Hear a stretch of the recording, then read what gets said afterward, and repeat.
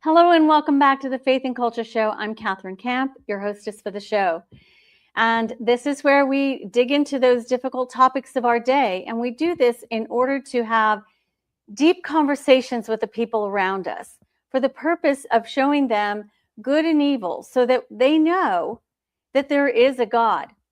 And we do this because we want to have conversations that count, conversations with an eternal perspective, pointing people to Christ at all times. Today, it's a very interesting guest that I have, and I feel very privileged to be speaking with Nick Bryant today. He's an investigative journalist and author. Nick is the author of The Franklin Scandal, and this is a story of power brokers, child abuse, and betrayal. While researching for his book, his focus was primarily on the plight of lower socioeconomic children in the United States. After 7 years of investigating a child sex trafficking network that was covered up by state and federal authorities, culminating in a book entitled The Franklin Scandal, or titled, not entitled. Nick also started investigating the Epstein network in 2012 when he acquired his famous Little Black Book. Very interesting.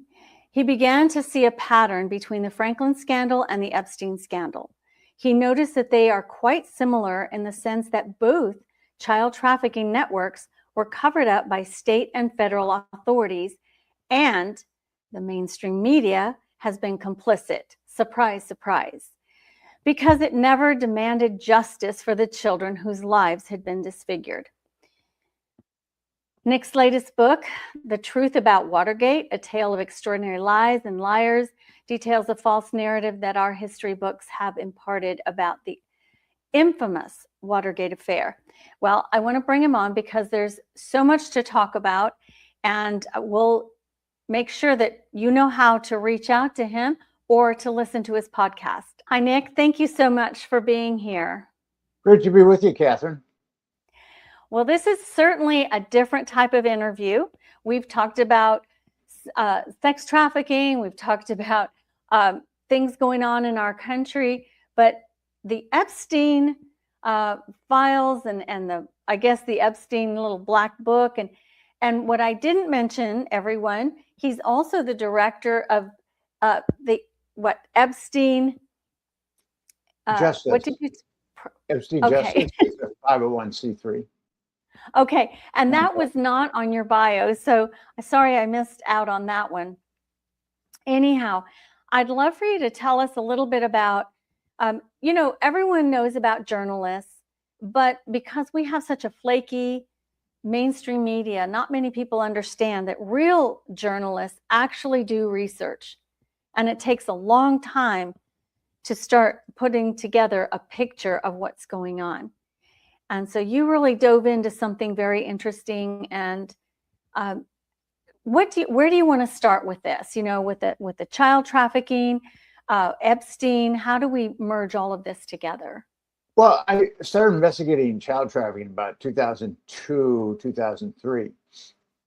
And I ultimately investigated a child trafficking network that had been covered up by federal and state authorities in the 80s and early 90s. And it was a very large child trafficking network. And what we're seeing with Epstein is almost, in many ways, is a carbon copy of the network that I wrote about, where you've got protection from state and federal authorities, you've got major aberrations in the judicial system, and you've got kids being flown around and pandered to rich and powerful cronies of Epstein. And also, Epstein has intelligence links, and his homes were wired for audiovisual blackmail, which is very similar to what I wrote about in the Franklin scandal. This is very disturbing. In fact, it's so hard to believe that this is happening in the United States. I was really grateful that the movie that had been on the shelf for over 5 years, The Sound of Freedom, finally got out. And because the mainstream media did such a good job at, you used the word disfiguring, they defamed the main character in it, the original gentleman who was, used to work for Homeland Security and then went out on his own to rescue these children from sex traffickers. So I can't remember his name right now, but how are they getting away with this? In the Franklin scandal, what happened was, in the Franklin scandal, the epicenter was Omaha, although many of the kids were flown to Washington, D.C. Social Services was aware of that trafficking network, and they told Nebraska state senators about it, and the Nebraska State Senate had formed what was called the Franklin Committee to look into it. And they were just bulldozed by extreme state and federal corruption. There were 2 grand juries that said that not a single child had been abused. And I don't know if your audience is familiar with how grand juries work, but grand juries sound like they're authoritative, like they've been the lightning bolts of jurisprudence from Mount Olympus have been sent down. But actually, grand juries are very easy to corrupt. There was a New York Supreme Court justice that said special prosecutors of grand juries have so much power over grand jurors that they could get them to indict a ham sandwich. And with the 2 grand juries in Nebraska, the grand jury special prosecutors were very, very corrupt. And they're exclusively responsible for showing the grand jurors exhibits and evidence and calling witnesses. And grand jurors are just people that have shown up for jury duty and they've been funneled to a grand jury. So special prosecutors, it's not adversarial. Whatever they want, they generally get. If they want indictments, they get indictments. If they don't want indictments, they don't get indictments, because the grand jurors are really dependent upon the special prosecutors for the evidence and the witnesses that they call. And that exact same thing happened with a Florida grand jury, where it declared that Jeffrey Epstein hadn't molested a single child, even though they were well aware of, I think, over 20 victims at that point, and 5 victims had given statements, and only 2 victims were called by that grand jury. It was the special prosecutor was Lana Beladovic, and she called 2 of the many victims of Jeffrey Epstein. And one of them had been 14 when she was molested by Epstein. She was now 16. And one of them had been 16 when she was originally molested by Jeffrey Epstein. She was now 18. And she skewered these poor girls.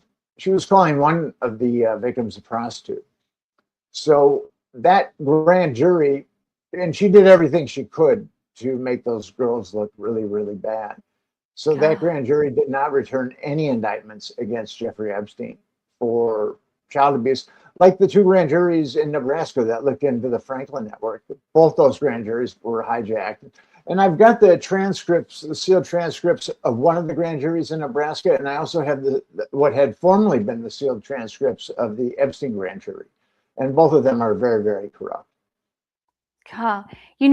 This is something that's been going on for a while. And I used to have a student in my, I guess she was a freshman or sophomore in college, and she had been in the military.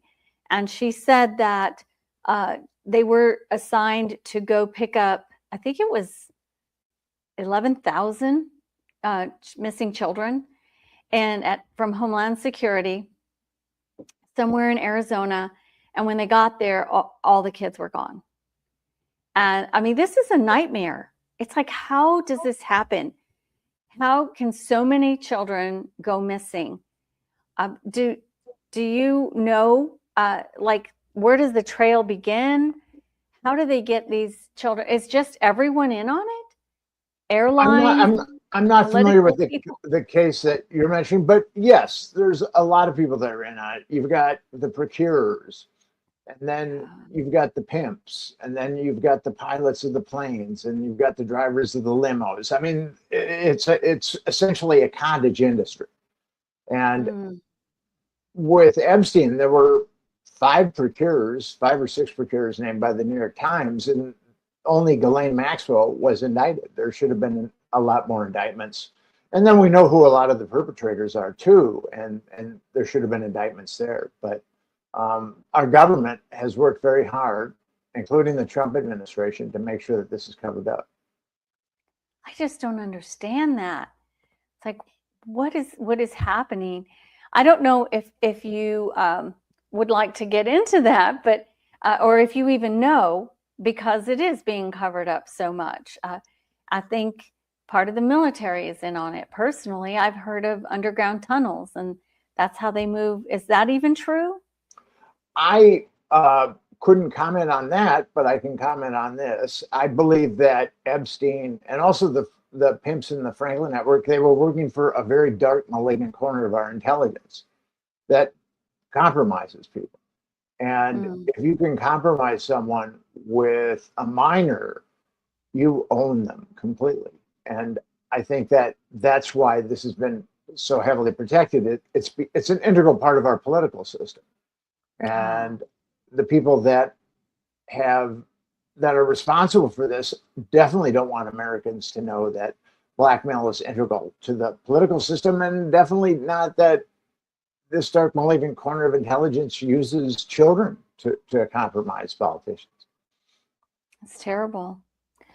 Okay, so you've started a new nonprofit, the Epstein Justice Organization. It is a nonprofit. You said it's a 501c3. Yes. And you'd like to talk about that. And this is important because this is evil. It's like it's staring us in the face. And I really think that churches could be more aware of what's going on. So where would you like to start on that? Well, according to a CBS poll, 89% of Americans want transparency in the Epstein case. It's really I think it's the only issue that can bring the right and the left together, is that these Epstein procurers and perpetrators should be put in prison, that we should have transparency, and that these Epstein perpetrators and procurers should be put in prison. I started to investigate Epstein in 2012, and I got his black book, as you mentioned, and then I also got flight logs. But it took me 3 years before a publication or a platform was willing to go with that material. And then we put it up in 2015, and I wrote some articles on it. And I thought that would be a real, I thought that would be a major prime mover in an Epstein investigation. And we found out that it really wasn't. It was the media used my material for salaciousness. They wanted to be salacious. And we've seen that with the Epstein case in the media. Is the media, I'm not aware, and I've been investigating Epstein since 2012, I'm not aware of a mainstream media outlet that screamed for justice for these girls. But they're very good at pumping out salacious dirt on Epstein and his cronies. But they don't really seem to be transfixed or even care about justice for these girls. I'm not sure if they really care about justice for anyone. I know they care about injustice, for certain people, and they'd like to see them, unjustly called in and indicted and so on and so forth. I really feel that there's a big contrast between light and dark right now, good and evil. So this, you're looking into Epstein I think it seems for you to start a 501c3 has really broadened since 2012. Why is that? When we published the Franklin scandal in 2009, 2010, I'd spent 7 years of my life researching that book. And that network, as I said earlier, was very, very similar to Epstein's network. And it was also covered up by federal and state authorities.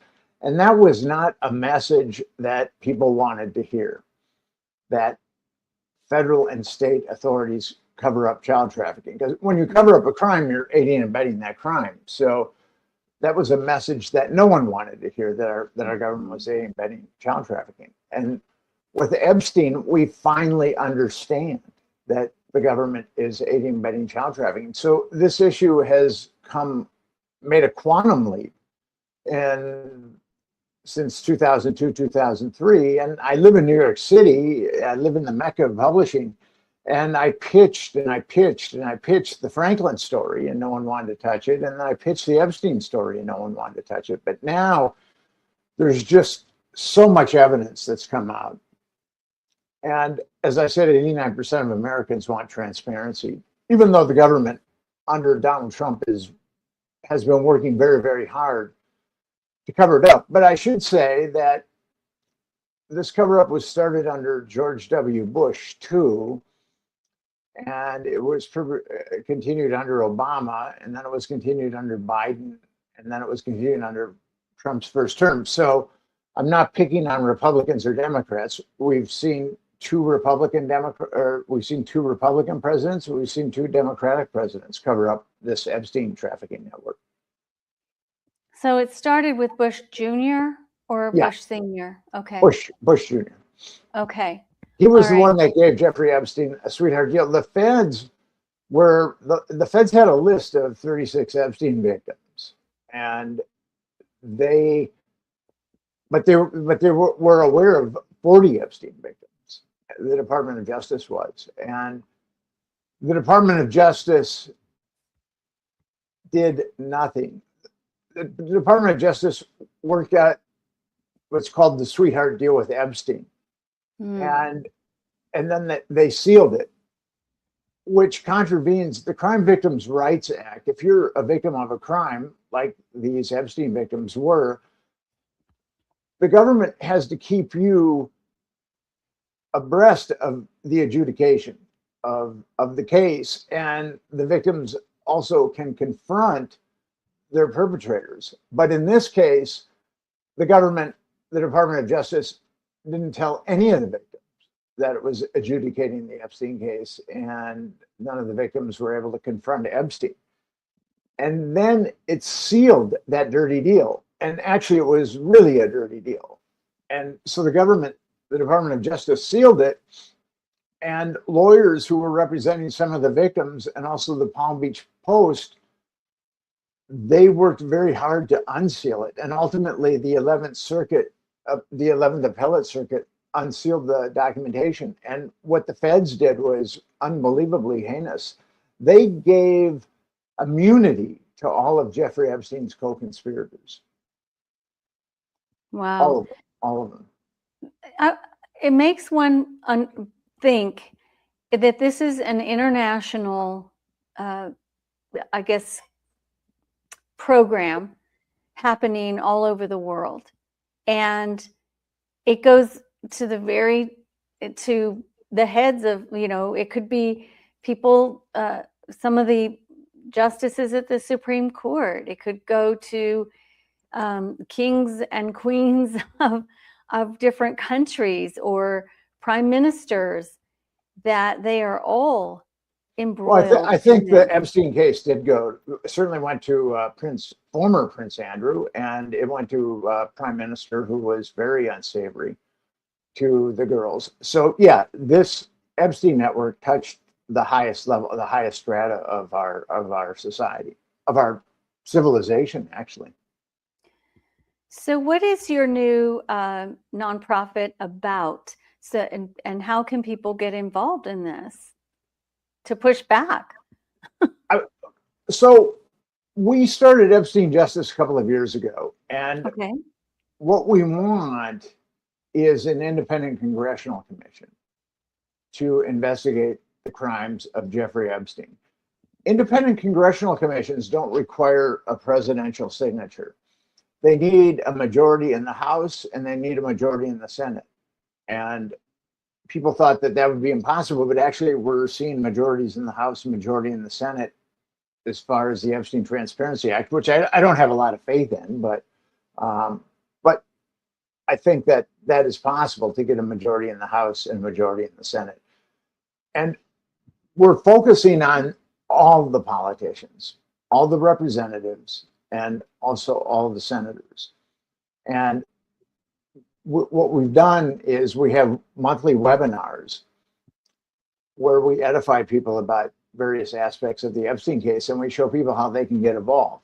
And right now we're using Facebook to break down our groups by state.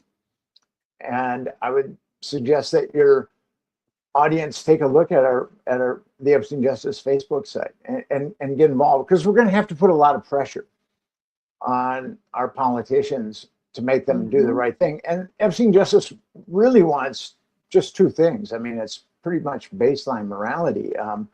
We want to know why the government covered up child trafficking, and we want the perpetrators to be prosecuted. Very, very simple. Not easy, but very simple baseline morality. It almost makes one feel, the average citizen like myself, very helpless, especially if somebody like maybe one of the Supreme Court justices or two are involved. I mean, I've heard that, you know, the top of that food chain was involved. And how will you ever get justice when these, not just the politicians, but the judiciary system is also covering up and for themselves, because they know there would be, you know, hell to pay if they got found out. If your audience is interested, they could go to my website, nickbryantnyc.com, and they can read the article that I wrote about.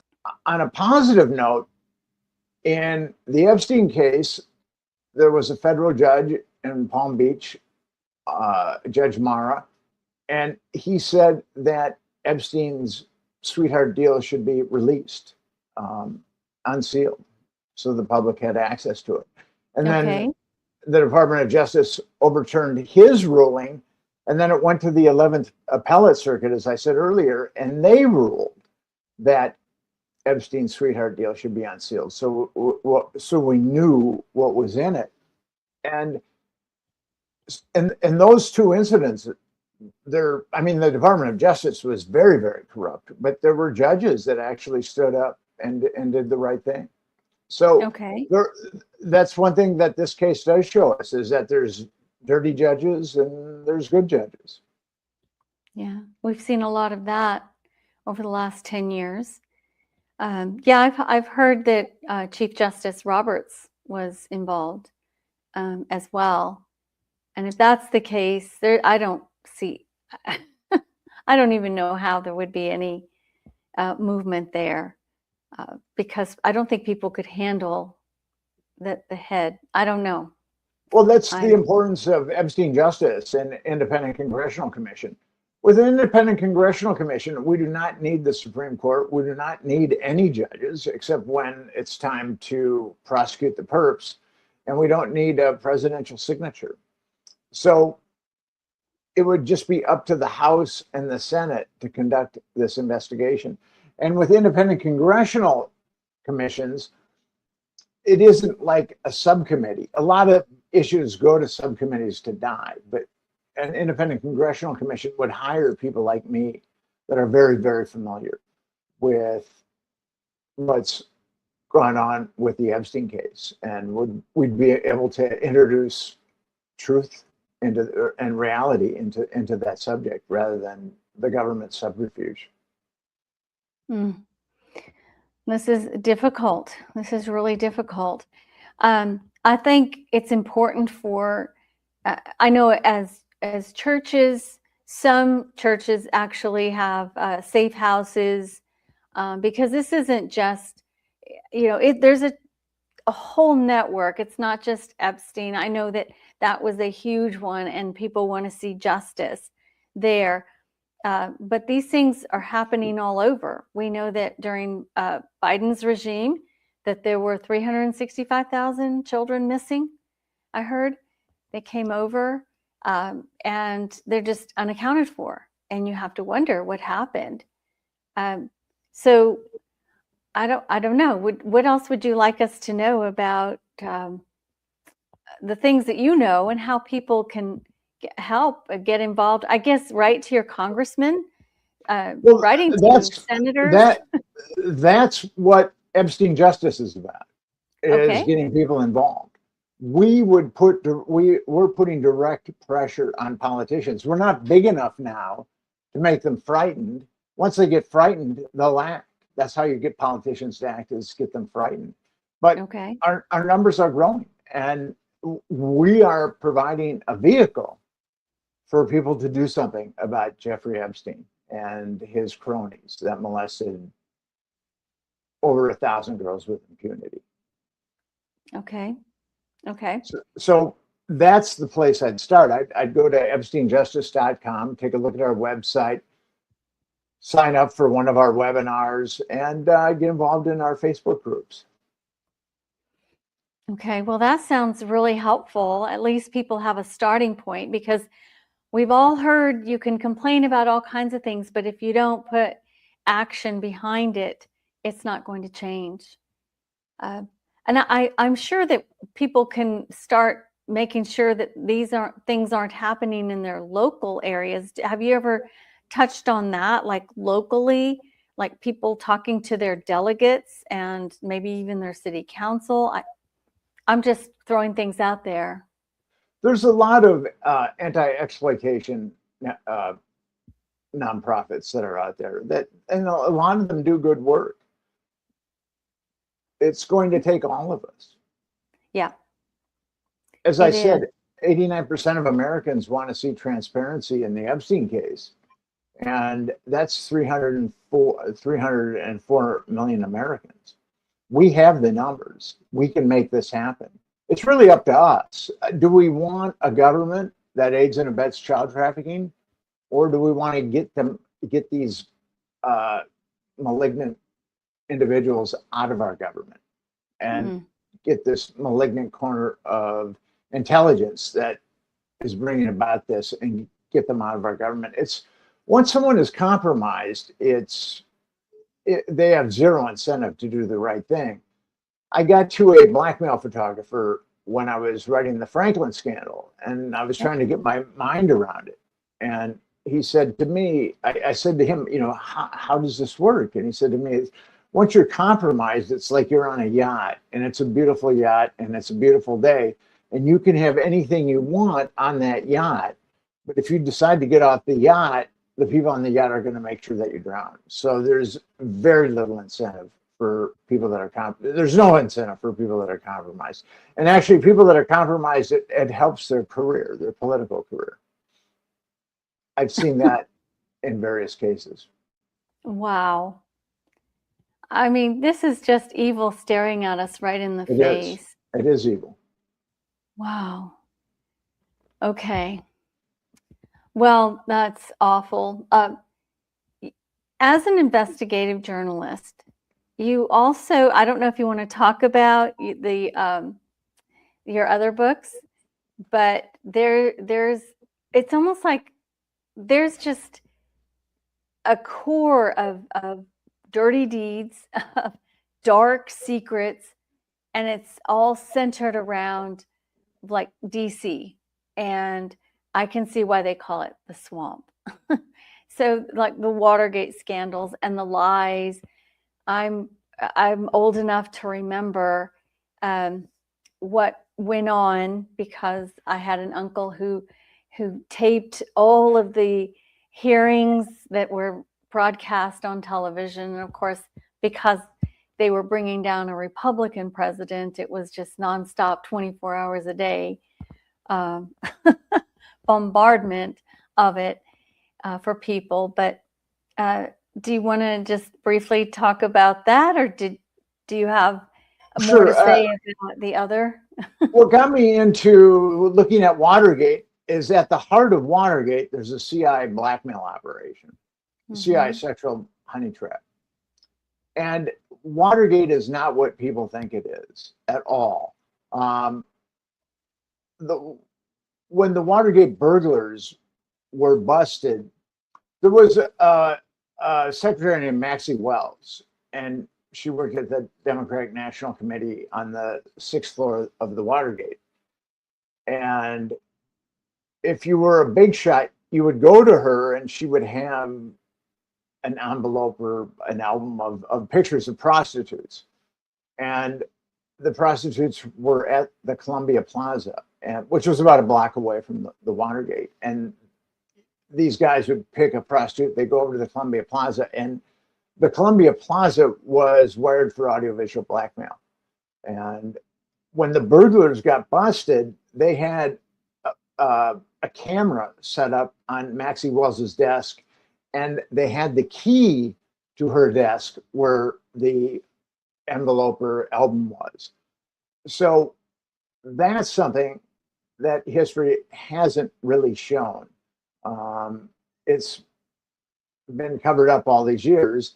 And Nixon was, all those burglars were CIA except for G. Gordon Liddy.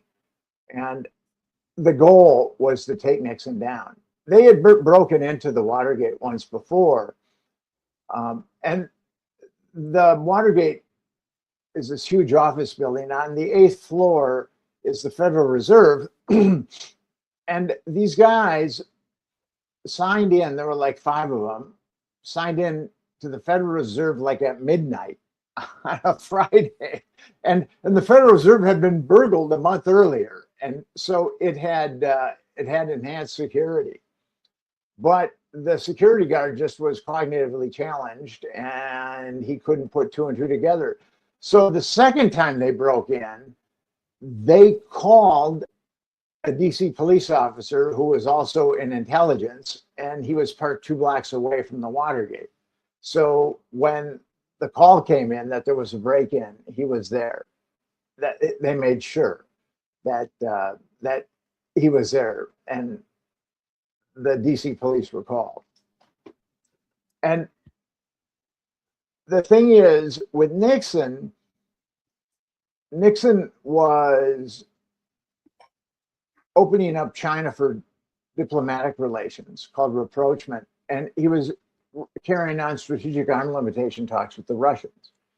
And he actually told the Russians that he'd be willing to relinquish Vietnam in furtherance of their strategic arm limitation talks. So the first government entity that went after him was the Joint Chiefs of Staff. They actually had an espionage ring against their president, Richard Nixon. And the Nixon administration ultimately outed that espionage ring, but then the CIA people just started infiltrating the Nixon administration any way they possibly could. And the journalists at the Washington Post, Bob Woodward and Bernstein, they were very, very corrupt. The Washington Post was very, very corrupt too. And in the book, I show the many lies of Woodward and Bernstein, even though they're supposed to be superstar reporters. They're really pathological. I mean, they lie when they don't even need to lie, which is pretty bizarre. Yeah, I've heard them being, what was they weren't really journalists. No, that's what I've heard. And they were kind of placed there after being in a position of understanding what was happening. So they kind of just veered people away from the truth. See, I was just interested. It's interesting that this CIA is not supposed to do anything on U.S. soil, yet they are embroiled in all sorts of evil and dirty deeds, and the taxpayers pay for it. So there is a lot of dark secrets going on, and if people should pay attention.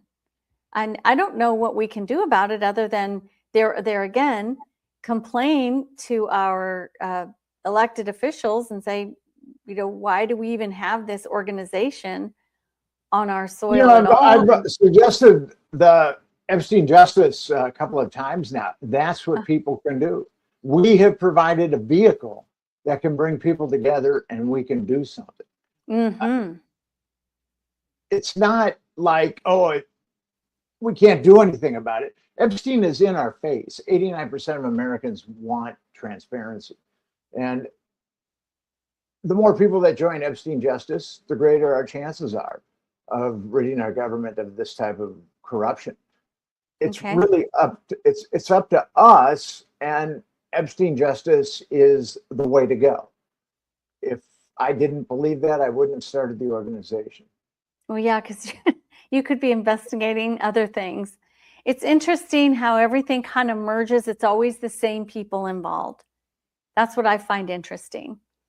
Yeah, that's true. A lot of times. Yeah. The CIA guys, Howard Hunt and James McCord, who perpetrated Watergate, they were also part of the Cuban problem. They were part of the Bay of Pigs. Oh. When the CIA attempted to overthrow Castro. Well, it's always the same people. It's always the same people, and I think people need to be careful who they vote for. If they are attached to the CIA in any way, shape, or form, which I've noticed CIA agents have been running for political offices, and they're getting in, and they're usually backed by George Soros. I mean, this is all wicked, wicked, wicked. It's just evil trying to take over a country that was, based on Christian principles. And I keep seeing that over and over again. And people need to know these things so you know how to vote and what to ask, what to look for. This is very serious. Epstein, it will be the best opportunity in our lifetimes to clean out our government. We're never gonna have an opportunity like this again, because this is the only issue at this point that can bring the right and the left together.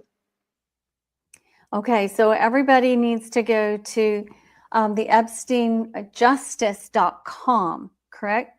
Yes, EpsteinJustice.com. Okay, all right. So do you have any parting words that you'd like to share? Thank you for having me on your show, and we can do this. It's up to us. So yes, please check out EpsteinJustice.com. I agree. We can do this, but we just need to get busy. And everybody has something to do, whether it's elections or whatever, because there's so much that has gone on, but there are a lot of us. And so everybody should be doing something and getting involved somewhere. So thank you very much, Catherine. Thank you. And you have a podcast, is that correct? I used to have a podcast. I relinquished it because of Epstein Justice. Epstein Justice just started taking up too much of my time. We can only do so much.